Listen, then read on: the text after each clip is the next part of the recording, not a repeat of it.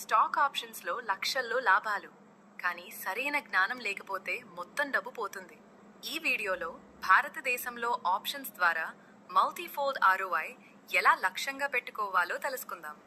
Options ట్రేడింగ్లో రెండు రకాలు ఉంటాయి, కాల్ మరియు పట్. కాల్ అంటే ధర పెరుగుతుందని భావించడం, పుట్ అంటే ధర పడుతుందని భావించడం. సరైన స్ట్రైక్ ప్రైస్, ఎక్స్పిరీ మరియు గ్రీక్స్ తెలుసుకోవడం చాలా ముఖ్యము. మల్టీఫోల్డ్ ఆర్ఓఐ సాధించడానికి ట్రేడర్లు ఉపయోగించే ముఖ్యమైన స్ట్రాటజీలు ఇవి. లాంగ్ కాల్ లేదా లాంగ్ పుట్, పెద్ద మూవ్ వచ్చినప్పుడు భారీ లాభాలు.